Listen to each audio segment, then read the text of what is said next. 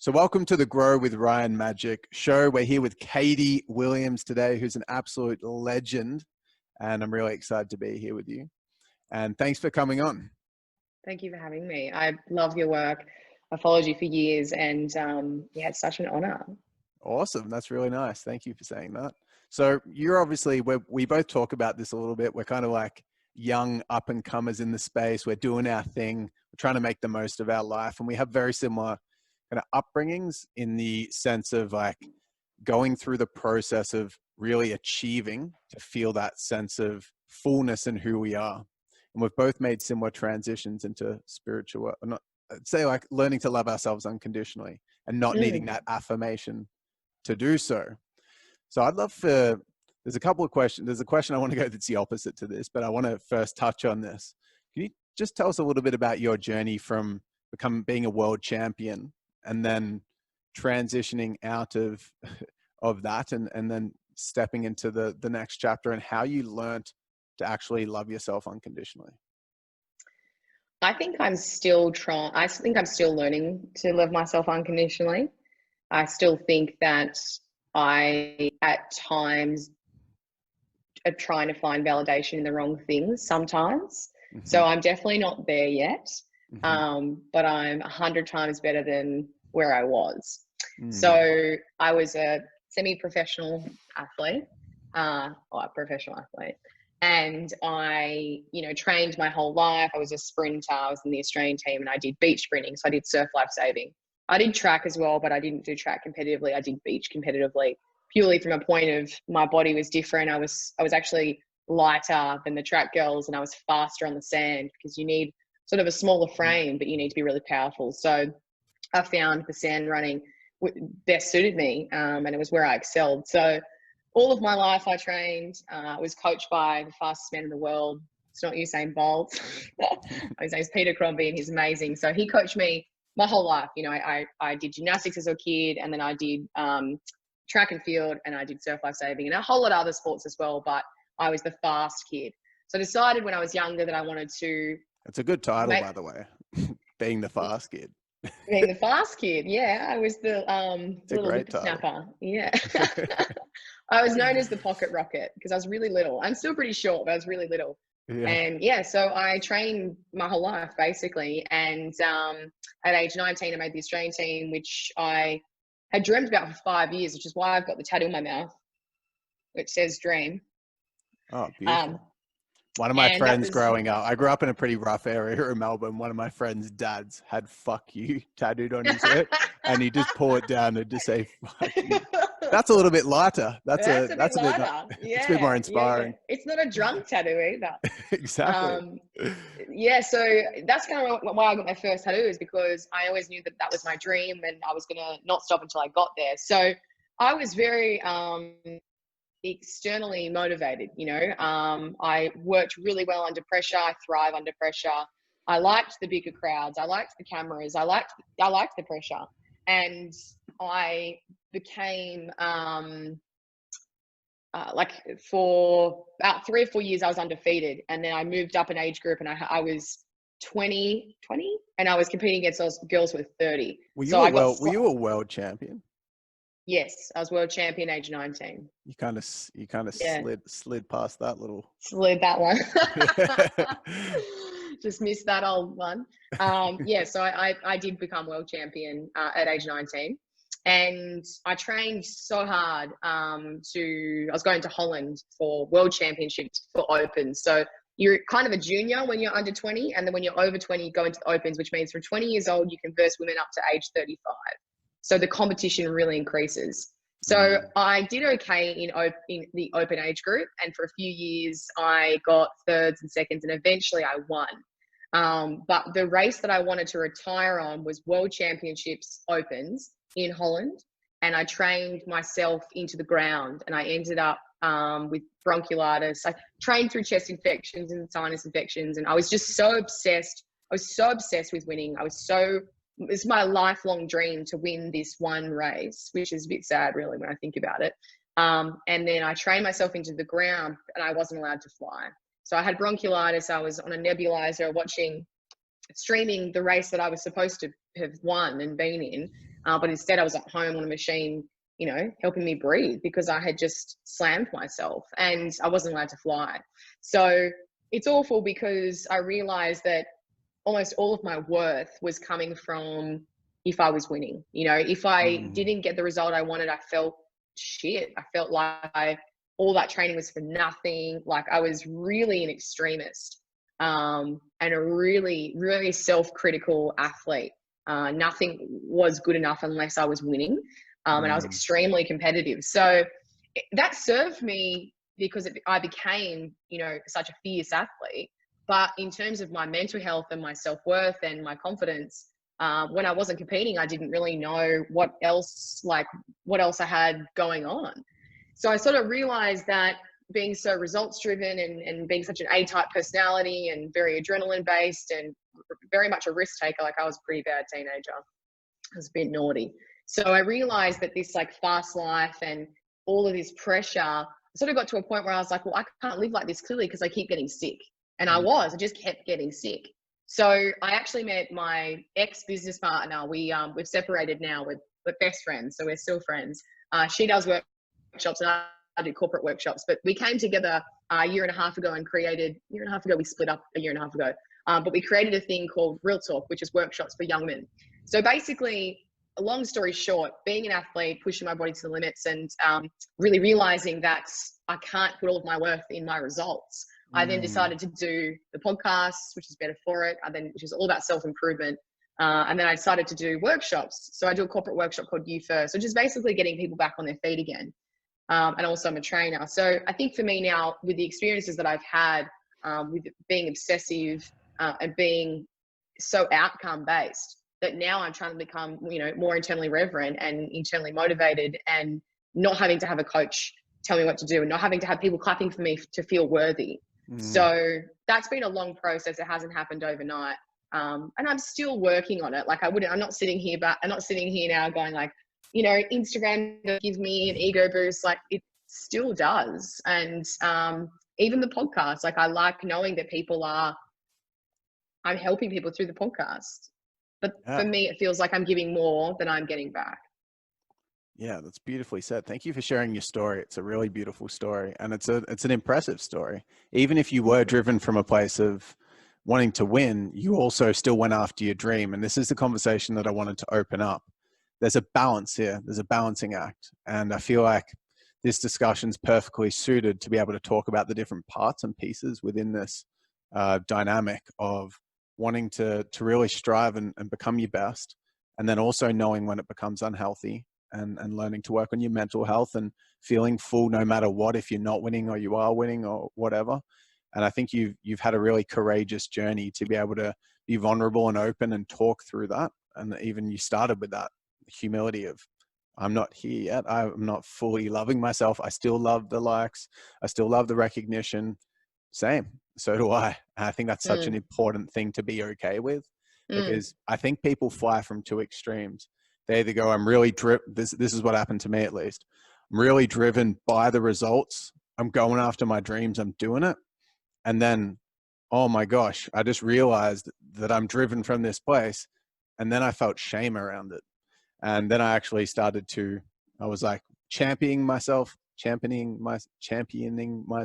then beating myself up on the other extreme. And it was like that tussle. Whereas I feel, polarizing. yeah, there was the two, exactly. It was flying from one extreme to the other, that polarity. And so what I wanted to talk about or ask your opinion on is like, how did you, like, first and foremost, how did you go about learning to be okay without the actual winning? What techniques have you done? What work on yourself have you actually used? What tools? How have you gotten to a point where you can be okay with who you are no matter what? I've definitely come in leaps and bounds. I'm a completely different person now. And it's because I learned the hard way. It's because, I sat in the pain of training for basically 10 years for the race that I wanted to retire on. And for me to come back and do that again, I have to train for another 2 years. And I got to a point in my life where I thought, I can't do this anymore. I don't want to do this anymore. And also got to a point where, you know, I was winning and I sort of got everything I wanted. And I got there and I was like, is this it? Is this what I put all my self-worth and confidence in when I got there? And I was like, there's so much more to life. So I suppose I had built it up in my head that, you know, when I become Australian champion, when I become world champion, like I'll have my shit together. Like that's it. People like I'll know what to do from here. And I didn't, because you get to that point and you're like, hey, well, what next? Like nothing is ever good enough. And I suppose I realized that trait in me is it serves you for work and career. It serves you to be an athlete. As an athlete, most people don't ever feel, I would say a lot don't feel good enough, because there's always room for improvement unless you are the best in the world at an Olympic level. You know, there is nowhere else to go. And I sort of realized that my sport wasn't going to take me any further, and I need to go further on my own. So it was a really painful process because I had everything stripped away from me. Then I had a car crash, and then I did Ninja Warrior and I failed on Ninja Warrior. So I basically had an ego death, an identity death. If I wasn't an athlete, then who was I? And then I started to realize I don't want people to feel like this. I'm a very multifaceted woman, and I was always a pretty naughty and rebellious athlete. I was going to music festivals. I was up late at night. I wasn't sleeping enough. Probably wasn't eating enough at some stages. I was, you know, fucking around with my diet, because I think that it's really important to keep things, like change things up a lot. I started doing kickboxing like while I was running, and my coach was like, you can't do that. Like you could get knocked out. So I constantly was pushing the limits. And I suppose for me, I realized that I'm so much more than just an athlete. And then I also realized that all the schools, all the tools I had learned from being an athlete and the mindset I could actually carry over into business. So I suppose for me, I didn't really have, I have had coaches, and I still am to an extent quite results driven. But I'm really, really learning to appreciate the small things I do every day. So like I meditated this morning and I feel so good that I did that. And I'm trying to be really proud of myself for the small daily habits. Like I drank a lot of water today. Well done. And it seems really stupid because, you know, for me, it was like, I would roll my eyes at that. Like I was such a savage, mean person to myself. You know, I never missed a training session. I would train in the rain, hail, shine. I trained for 10 years straight. Like if I got injured, fuck it, I keep going. Like I was just so narrow-minded in that way. So now I've had to completely change and be kind to myself, because now I train a third of what I used to train. I eat, you know, 10 times more, and not 10 times more, but like I've completely loosened the grip on the discipline and the structure and the routine that I had. And now I feel like I'm flowing more. Things are coming easy. People are dropping in. I'm meeting beautiful people. Because I'm kinder to myself, I'm kinder to others. And I'm so much less judgmental of myself. But it's taken years. It's not, it hasn't happened overnight. And I still can be really hard on myself. But I want to feel happy and joy and fulfilled. And I'm not going to have those beautiful emotions if I'm so, you know, results driven and obsessed. And if I have too much structure, you need to have play. So I just sort of enjoy now being healthy and working and having the biggest thing for me is having connection with others, and being able to collaborate and inspire. So yeah, I've gone from being a very selfish person. When you're an athlete, you're selfish. You know, everything is revolved around your training and your races, everything. Whereas now, I definitely have my non-negotiables, which is training, meditation, journaling,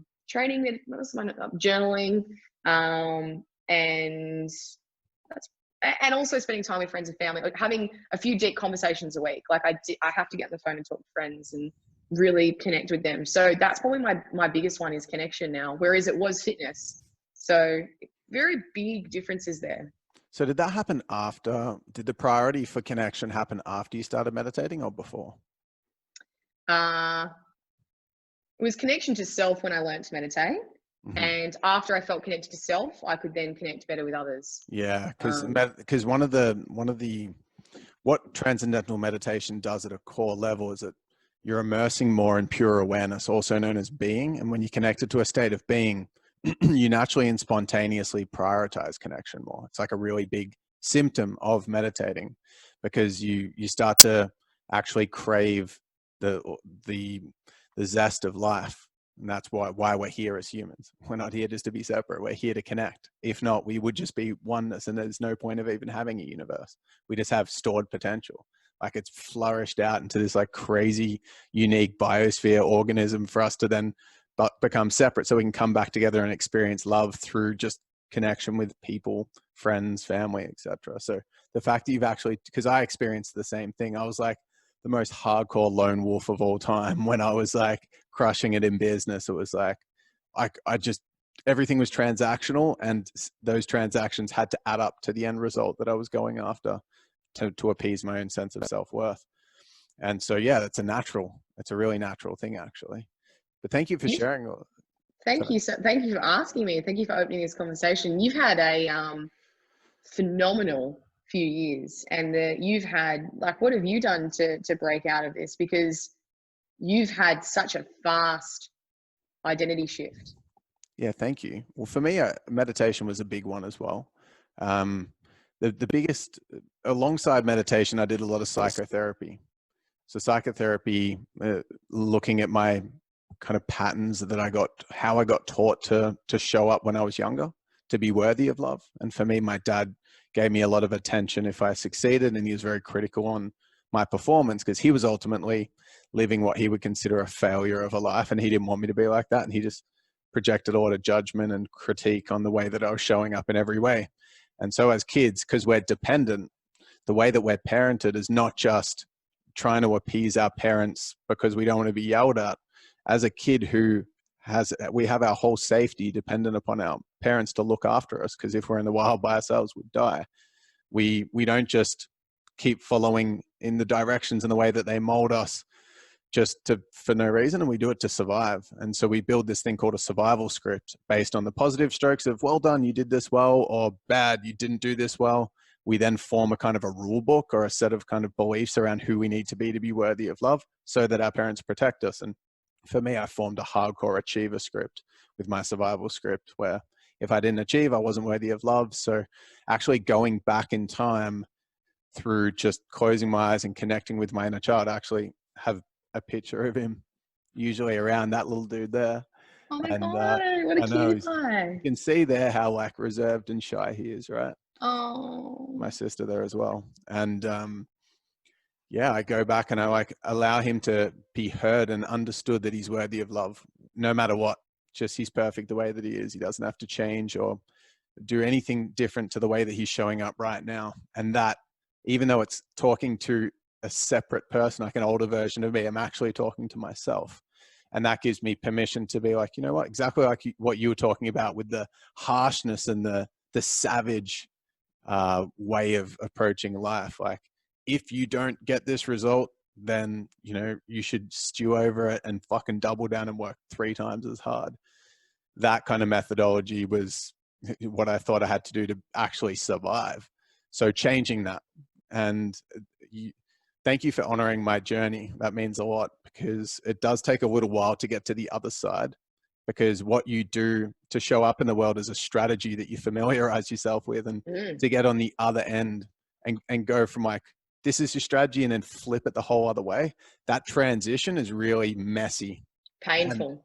yeah, it's painful, because your It's such predictability and so. certainty is taken away. But ultimately, if anyone is listening who has can relate to that harsh critique of self and needing to perform to be worthy of love, or be anything other than who you are naturally to be worthy of love, when you get to the other side of it, that fullness gives you permission to thrive at so much more of a higher level, because you've got higher, what I call deservability, which means you just think you deserve more, you're worth more, and therefore you do what you have to do to live the life that you feel like you're worthy of living, which is not just success based, but it's greater love. And you ultimately thrive at a higher level. But it does take a change up there. Your knowledge is phenomenal. Like, I could just listen to you all day. It's amazing what you know and how you articulate in such a digestible way. It's Thanks, it's Katie. amazing. Appreciate that. it's all subconscious patterning. You know, it's all stuff that we're not aware of. And I'm Yeah. deep in the work at the moment with my NLP coach, and we're looking at unconditional love. And you know, it's interesting you brought it up, because I feel self-love when I'm achieving. Yeah. So no wonder I constantly want to do, because if I'm just being, I don't feel self-love. Yeah. So, Not and all the time that's though, a, because when you yeah, meditate, you'd feel self-love. It just, yeah, when you feel wholeness, it doesn't feel loving, but it is love. Like, yes, and that's the difference. It's like if you're interacting, like when you win, it's like a big win. You're like, fuck yeah, I'm awesome. That's like an inflated sense of self-love. When we're actually mm, meditating, it's less gratifying. It's less like yeah, hypey, but it's yeah, just, I'm enough. It's just like it's less yeah. It is. I'm exciting. enough. Yeah. Yes, it is. And It is. It's a sense of wholeness. It's a sense yeah, of. It's so hard to explain. It's a sense of you connecting to yourself, but it's you feel connected to everything and everyone. It's hard to yeah, explain when you yeah. go It's, deep. do you go deep? You go deep, girl. When you meditate, you've got this like constant running commentary in your mind all the time, just judging thoughts. It's like you, like right now and I'm doing the same thing. I'm thinking, what am I going to say next? What's she thinking? We're pretty present, but there's still like that running commentary that's always going in everyone's mind in our speaking voice. However, there's a part of us that can recognize it as it's happening and witness the thoughts. And when you can realize that, hang on a second, if I can witness my thoughts, I'm not actually my thoughts, then what the hell Yeah. am I? That's that feeling. It's that pure awareness. And it's not comprehensible. It's not something that we can just jump in, control, because it's a surrendering thing. It's something that we don't fully understand, but feels really familiar at the same time. And it is not that crazy swing, because when you feel that sense of fullness, there isn't the extreme polarity of emotions. It's not like when we feel really high and Right. we're like, we're the best, I crushed it. And then we're like, but hang on a second, then I just lost a race. Actually, I suck. And so it's like that polarity, and we can swing. When you're in fullness, it's not the higher polarity or the lower polarity. It's just, you're Yes. just enough. So it's less gratifying. Yeah, it is less gratifying, because you also realize as well that the highs, like for me, I loved the highs. I thrived for them. My whole life was about the highs. And Mm, then now I just want to feel wholesome and yeah. myself and calm and present and grateful. Mm, Whereas the person I was a few years ago, I thought that calm was lazy. yeah. I thought that Same. present was, when someone says, like, you know, live in the present, I'd be like, fuck off, hippie. You know, Yeah. so now I actually am trying to become, I'm not there yet, but I'm, you know, every day I write my journal, like, you know, like little affirmations, and I always say I'm in control, I'm calm, I'm clear, I'm present, I listen, I talk less, because Mhm. I'm normally extremely hyperactive and ADD, and I used to, you know, be the loudest and be the most outspoken, and I don't want to. I want to learn, and I want to sit back now. Mm, So yeah, I've definitely changed a lot for the best, yeah. I believe, I feel for the like it's, best. yeah, yeah, definitely. You've grown and evolved so much. I think it's really important for people to understand and yeah, kind of get that understanding around what it means to be fulfilled. Because the really easy way to identify if you're not fulfilled is if you're constantly reaching for short-term hits, short-term gratification. It's like you're either carrying the fullness and you don't need to reach for things and grab, like, as if it's almost like you're never hungry. Like you Yeah, just never have to eat ever again. You're just like, which we wouldn't want to do because everyone loves food. But let's just pretend you never have to eat again. So you're not just like sugar hit dinner. Where's the next meal? It's kind of like, well, I never have to eat again. It's like I never have to try to give myself a little kind of injection of hit of like adrenaline to mm, like, yeah, that's the boost, or those endorphins to like, fuck yeah, this is what life's about. It's like we bring a sense of fullness, and then from that place we can choose. See, we don't really have a choice when we're reactive and needing to, yes, we're actually getting kind of pinballed around to what we have yeah, to do to appease our sense of self reactively. exactly. When you're Oh, full, you can you make so choose. much sense. Yeah, yeah, absolutely. And things come to you. You know, I've met so many amazing people. I've had so many great opportunities, especially in the last year, that wouldn't have happened if I hadn't have started to do, you know, work and got working with a healer, and I'm working with an NLP coach, and I, every time I can, I reset in my meditation so I can just be in it again and learn more. And for me, I've become an introvert almost the last year, and I'm not. I actually would never identify as an introvert, but Yeah. I'm now actually genuinely loving my own time and putting back into myself. And I think during COVID in particular, like I really embraced it. I was doing Wim Hof breathing every day. I felt like my routine was really good.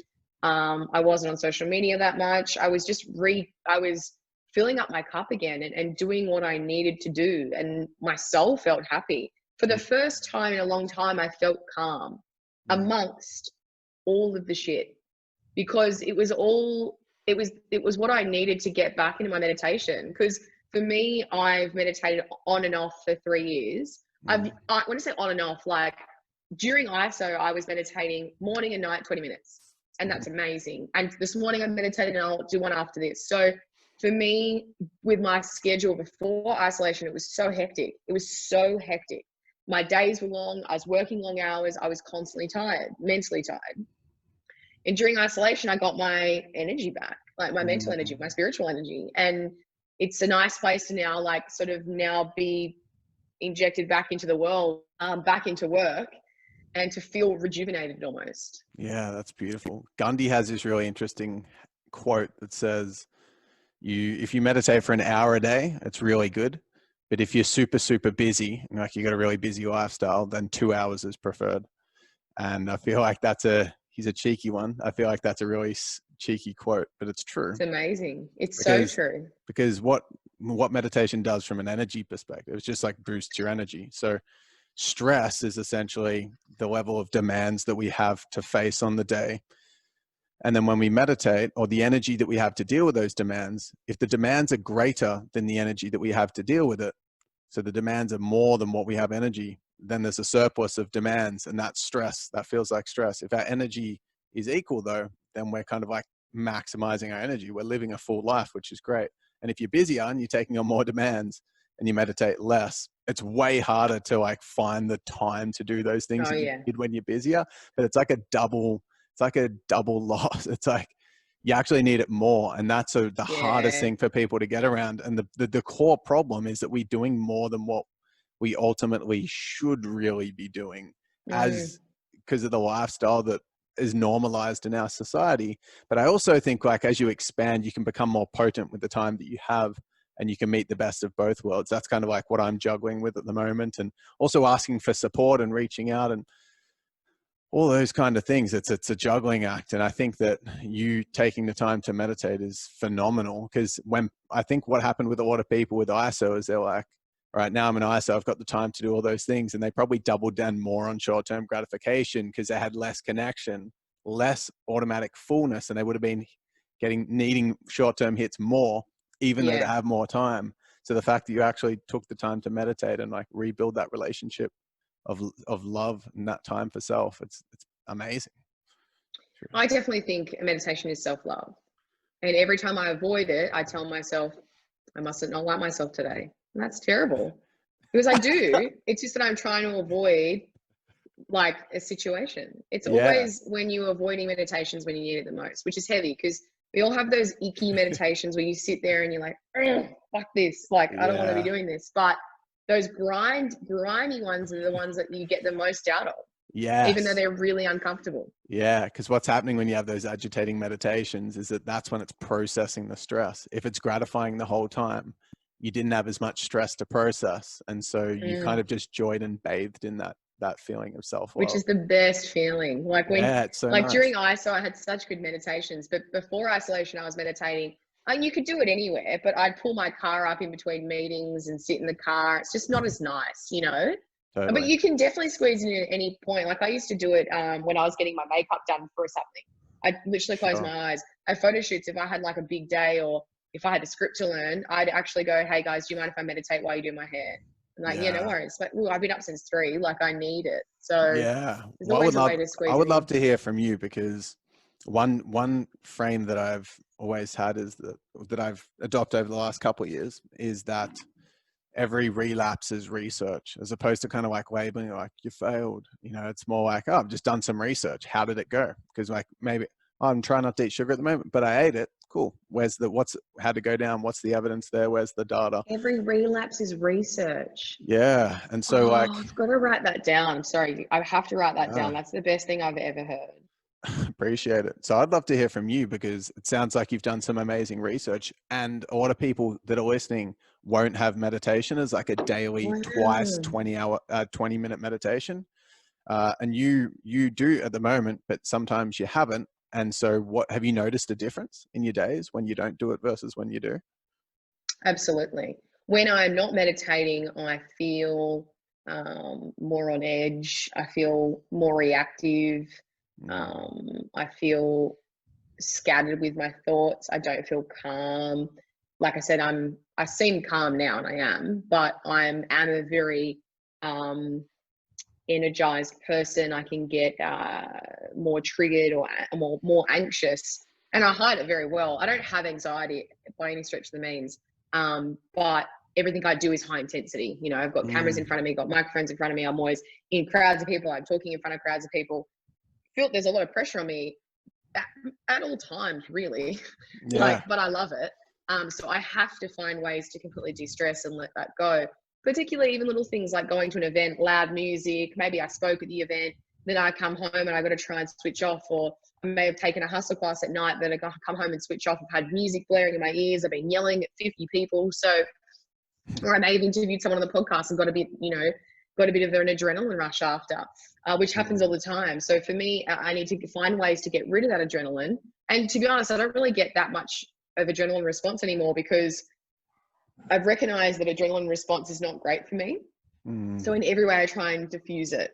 So like before my meals, I try and breathe and try and get into the parasympathetic nervous system before I I love eat, that. before I speak to people. It's almost like a little, like it's self-regulating, but it's like it's a state, yeah, a state change. I So love I'll that. do, Because yeah, the way in which you do things can totally change the way that it feels to do. Like you could be like, okay, I'm going to do an exam right now and I'm studying at uni, and you could like yeah, make it like a ritual. Like I've got all this crazy hippie spiritual stuff that I love, like crystal candle. This is like my favorite candle. It's like got this pine smell, reminds me of the forest. And like I could be about to do something that I find really difficult and stressful, and I put this on and I'm doing the same thing, but my intention is different, and it changes. mm, Like it's not adrenaline based. And it sounds like exactly what you're saying there. It's like finding yeah, way, do I breathe before it? How do I approach the same activities with a different flavor, a different way, and then mm, change the actual how taxing it is? And I think that yes, I call it bringing sacredness into life. But I mean, love you could that, talk about it bringing joy into what you do, or bringing yeah, calm into what you do. calm. I Yeah. mean, if you look at it from a perspective on how it's affecting your nervous system, for me, I've had burnout twice, and purely from the pace that my life was moving in, and the Yeah. decisions that I made, and then the choices I made on the weekends to not rest. And Mm, now I value my energy so much that I don't pick up the phone. Like I've set such strong boundaries now around my boundaries around work are still a little they need a little more work, but my boundaries with friends and family and commitments to myself are much better. So like this yeah. afternoon, I've got a little bit of work to do, but I'm going to go to the gym and I'm doing a course tonight actually, but normally I would still be working. I would try and squeeze everything in, and really there would be no gaps in my day. This is before COVID. Mm, It's taken me a really long time to start to prioritize that, but I realized I was just functioning in this full-on adrenaline-based state all the time. Something's going to give. You're not going to be able to train well. You're not going to be able to meditate because you can't yes. switch off. You're not going to be able to sleep properly. Whereas now, like I've got a really strong nighttime routine since doing the sleep health challenge and working with the sleep expert as well. And I'm Amazing. sort of That's doing cool. all these things differently now to really regenerate, because for a long time was so fit but so unhealthy. So Mm, now I prioritize so much on like, what does my soul need? What do I need wow. outside of the gym, outside of work, outside of money? What do I need to refuel? And to be honest, it's so simple. It's meditation, it's journaling, it's movement, it's Connection you eating mentioned heaps of earlier. plants. What was that, sorry? You mentioned earlier as well, connection for you is also huge as Connection. well. Absolutely. So I have really deep, beautiful conversations with friends. I FaceTime where I see them, getting in the ocean. You know, it's really very natural things. Mm, Um, and to be honest, I think that's where people slip up. Like they're not doing enough to bring themselves out of that stress state, or they value being in that adrenaline state so much. And to be honest, I valued that state for so many years, because that was when I was winning, when I had adrenaline through me, I was winning my races. I would get adrenaline rushes, and I was addicted to the adrenaline and the dopamine. mm. So now it's almost like I'm sort of doing like almost like a dopamine detox, where it's like, okay, I'm sort of trying to put These, more value in the things that are a bit more boring, but sure. they bring me back down to earth again. Yeah. Well, you've got such an amazing story. Like it's so powerful that I know it's just, there's a huge silver lining here to going through burnout twice at your age and being in a position of influence with a brand to be able to talk to this from someone that's been at like the antithesis of a busy lifestyle, and then be able to talk and support people who in a world that is busy is really, really beautiful. One thing that I think would be a really beautiful way to kind of like bring this whole interview around like full circle is that we've spoken a lot about uh, doing things from a place of insecurity and needing to do it to feel full, and short-term hits, and how do we bring more fullness and more self-worth into our day-to-day lives. On the same token, those things that make us us are our personalities.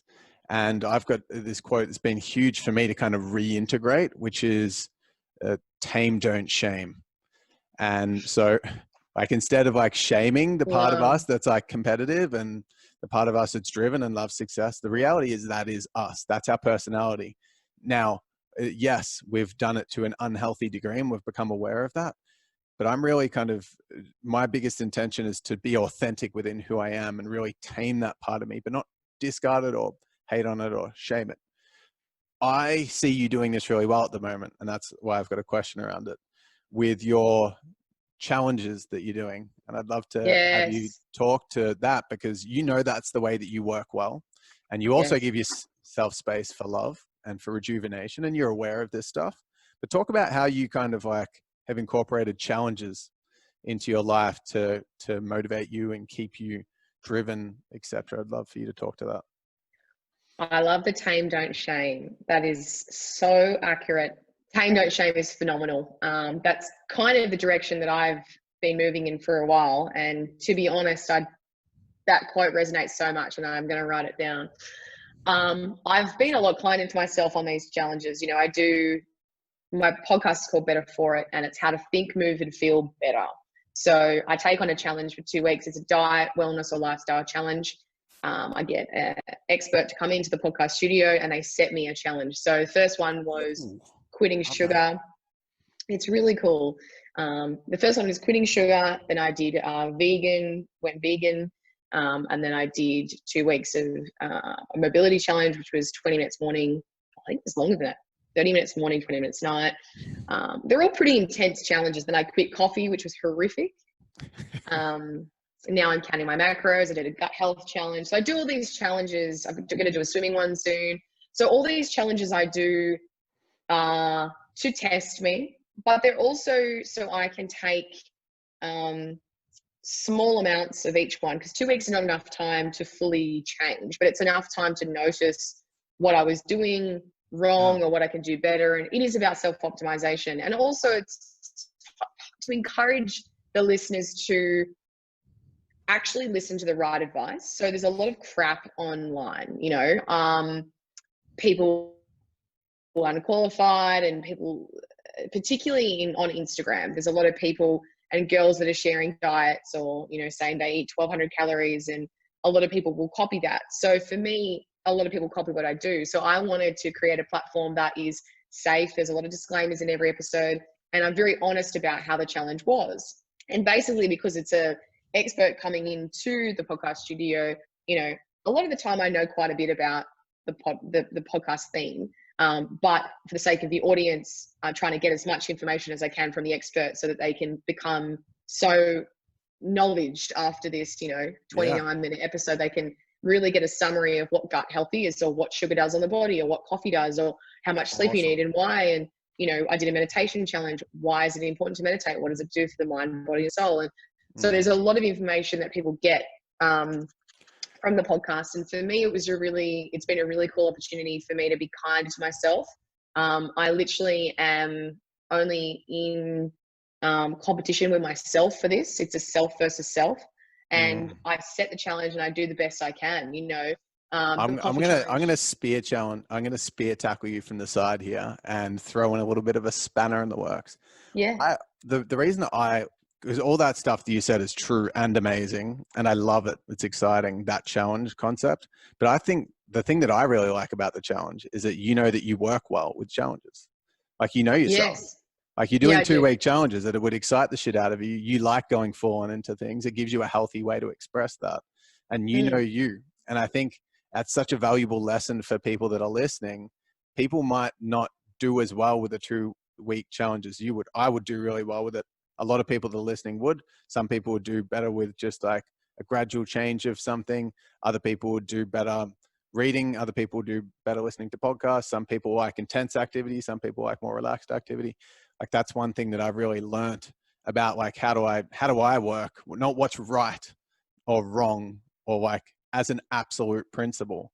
It's like what works for me, and you know what works for you now, and you're crafting your life in a way that just like reflects who you are. And that's Yes. how you win your life by, you know, you said you're competing with yourself, and you've just I love that. wrapped this thing into your life to give you the opportunity to change and make progress and challenge yourself because you like being challenged. It's fucking cool. That's so cool. Thank you. I appreciate that. No That's worries. exactly right.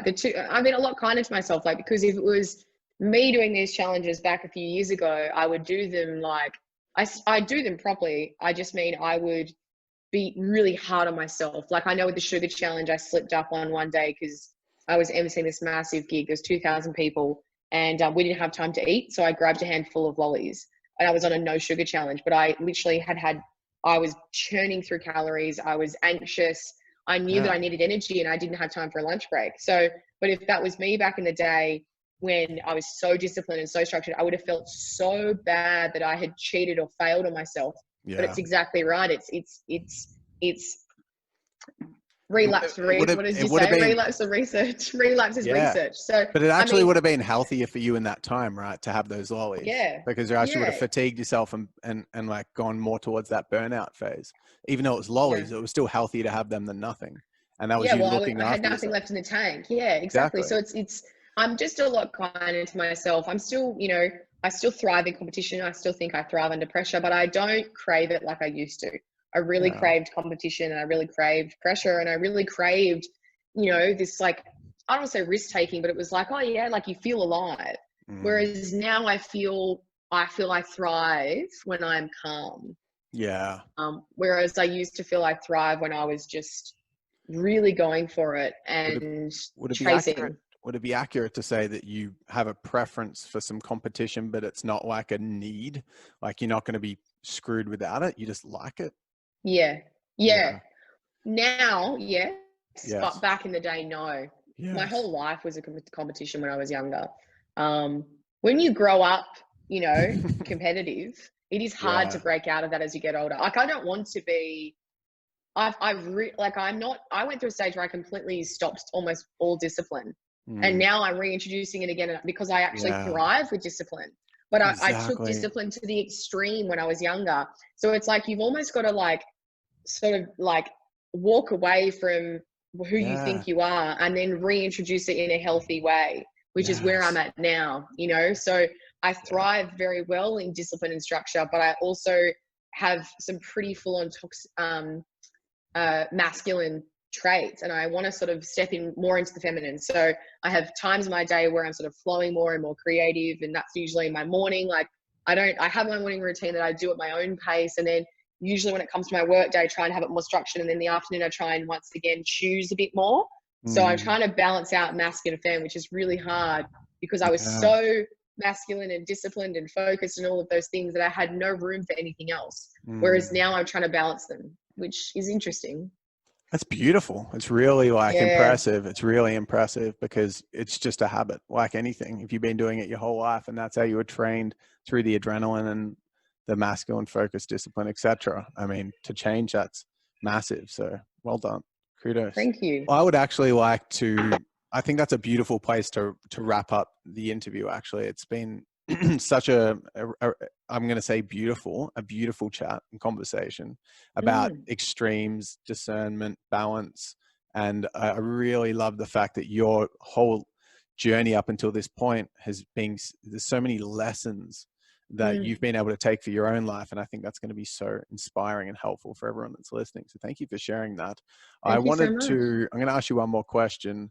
But before I do, I want to honor you, Katie, for being such a incredibly powerful, passionate, awesome human being, an awesome, amazing woman who's standing up for uh, inspiration and helping people. And your whole journey is meant to make an influence in the world. Like the fact you've gone through burnout twice, and now you've come out the other side actually wanting to inspire people and liberate people and help people. The fact that you know who you are so well is really amazing and inspiring as well. You're super authentic and real, and love that about you. And I love having you on here.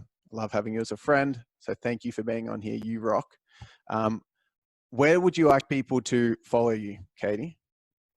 You're so kind. That was so nice. Thank you so much. No worries. Um, my name is Katie Williams on Instagram, Katie with an and IE. if you Katie with an IA, and if you like podcasts, you might like mine. It's called I Better will. For It, and you can find it everywhere. It's on Spotify, Apple Podcasts, Podcast One. Just put it into Google or pop it in your phone, and you'll be able to find They'll it. find it. If they follow you. So if you go straight to Instagram now and you find Katie Williams, which is KATIE, and then Williams, and then you follow her, and then It'll be in my bio. it'll be in your bio. Perfect. It's in So my bio. awesome. And I know what I always encourage our listeners to do is to, after they've added you on Instagram, to send you a message. I know for me, I Please. love getting reach outs. I know it's a beautiful way to connect. I know sometimes if someone's a podcast guest, it might feel like you don't want to disturb them because they're busy and they're an influencer or whatever. But I know for me, it means the world. So if you add Katie on Instagram, or just follow her on Instagram and send her a message saying what you learned or something you Always. connected with, or if there's follow-up questions or whatever, just shoot her a message and she'll do her best to get to that. I will always get back. I love that. And if there's Awesome. any questions anyone has for me, if they've gone through something similar, they just want to have a chat, I'd love to connect. Amazing. Thank you so much. Thanks for coming Thank you on. so This has been much. really, really fun. I love And this. I got one last question, which is that if you were to go back to your, uh, let's say, 12-year-old self, when you're still in Yeah. the thick of the competitive days and you're this innocent little girl, what would the one biggest piece of advice based on everything that you've experienced and lived and learned through, what would that piece of advice be to your 12-year-old self? Mm. I'd probably tell myself to just slow down. Mm, Um, definitely. Just slow down and enjoy it. I don't think I enjoyed a lot of the ride, which is a bit sad. Um, well, I look back at what I've achieved now, and I think, wow, I wish I was proud of myself. I've struggled a lot with pride. yeah. Yeah, But the good pride's news been a is big one for me. you're 26, and so you're a quarter of the way through. And there's actually a book called The Five Regrets of the Dying, written by a palliative care nurse. And one of the biggest regrets that people had, one of the five biggest regrets, was working too hard. So Wow. there you go. And another one was not giving yourself permission to be happy. Both of those, you're actually aware of them now, and you're not going to die with that regret. Wow. So Boomtown, well done. You're a king. I wish we were close so we could train together and do. Don't you? What do you Boxing, do? A lot of boxing, kickboxing. That's what I do as well. running, what a running. Running. I'll come Awesome. visit you in Melbourne. Sounds amazing. I'm looking forward to it when domestic travel opens up. As soon as it does, I'll be heading up to Sydney and traveling a bit more. So Perfect. awesome. Thanks Well, there's again for coming on. plenty of room in this house. Go and see Mama Bear Williams. Yeah, I will. Thank you so much. It's so good to see you. Big love.